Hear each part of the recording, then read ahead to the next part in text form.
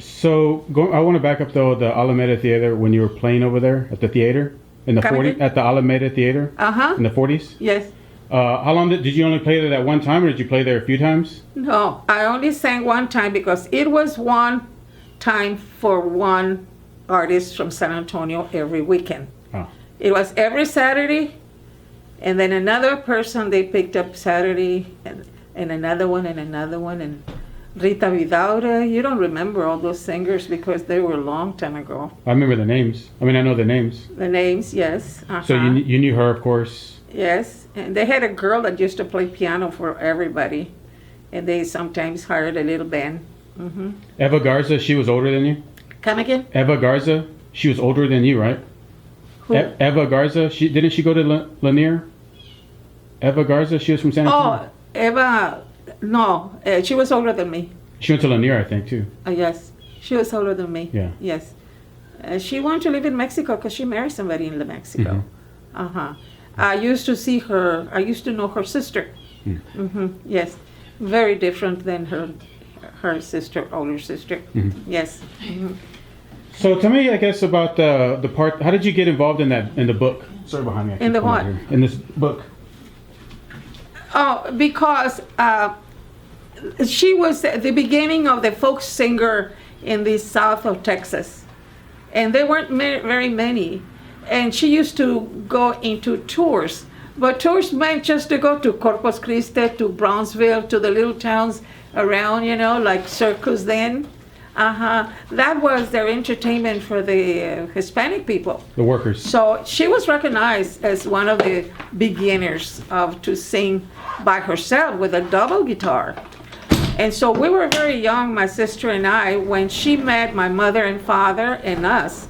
So she asked my parents to please let us go with her to Corpus Christi on a tour. And she was like an old mother to us. So my mother said, I think we can trust you with our kids. Because we were little, about 7 and 8. And so she took us with her. And they took pictures. So then when she wrote her life story, she talked about her life and how she started out. And she put our pictures there because we were also included with her, because we were with her. And their names too is Carmona. That's my maiden name. Carmona. Okay. Gotcha. Yes.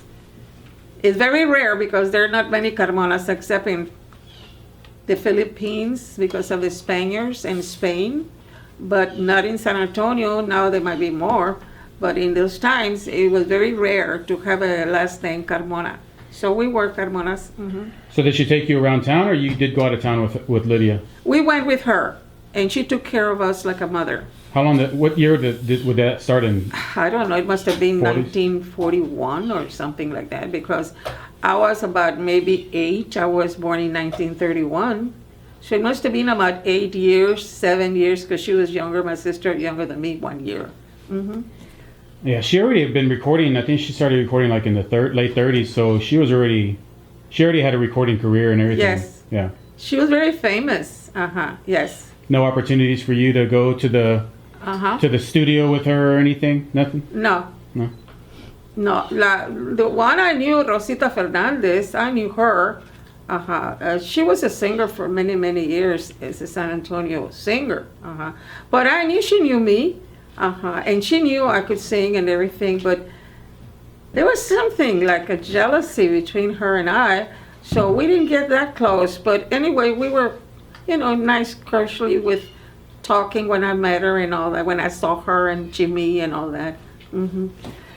What about any of the bands that played with you during that time in the 40s? Do you remember any band names and stuff? They're all gone. Jesse Gonzalez died. Felix Olink is dead. Did you know Emilio Caceres? Yes, I knew him. Yes, His brother was a musician. He was always playing in the show of the Wells. What do you call it? The Wells. Lawrence Welk. And Benny, where he played with Benny Goodman, I think, or something. Yes, He was Ernie. I think he was a saxophone player. Ernie. Yes. And they lived in San Antonio, or Emilio lived in San Antonio. But Emilio was long before me because he was much older. Mm-hmm. There's a picture of me where I was standing next to Xavier Cougar when he was very old. There I am on top of a stage at the auditorium here, because we went to a big ball, and I wanted to meet him, and he caught my eye, like he liked me. Well, if he liked me, I thought he should meet me. So I went with my friend that was sitting next to me. Come on, let's go and say hello to him. I think he'll like that. And he did. And then I wanted to take pictures with the other musicians. And he said, she doesn't like me. She likes the musicians better. He didn't like it either. But it was just a little fun there. Yeah. But they took a picture of me, and it's there. Okay. He's very old. Yeah. Yes. All right. So, but you stopped playing at some point, right? And before the 50s, you already had stopped singing. You said you stopped. I got married in 1950, and then in 1951 I still sang, and then I still kept once in a while when they needed me, and then before you knew it, I didn't have any more jobs, and I didn't look for them. I was too busy having a baby and making a household, and with my husband. That was more important to me than having a career, because I heard ugly things about women then that I had to do to get up there, and I was not about to. One time, I shouldn't talk that way, but one time my dad said, I'm not going to let my daughter go any guides or any on a trip like that. I might have some rat getting to my daughter's bed. And I was so dumb and stupid then because I was very young, and I said, what do you mean red? Ahora en español, ratón. Oh, and Dad, he was surprised because he didn't think I heard what he was talking about. No, maybe. I mean, a little red, little red. Oh, okay. Until I grew up, I realized what it meant. And then I realized that no wonder he didn't want to let me go any place. He was afraid for me. And I didn't miss it that much, really. Here, I sang at the Zaragoza stage. Also, they asked me to one time to sing there. And I was the solo vocalist. I had a white dress with blue sequins here, very pretty, also. And there was another singer when we were little that we knew, Lorenzo Barcelata from Mexico City. Also. And not only that, I had a guy that used to work as a pullman in the train all the way from here to Mexico City.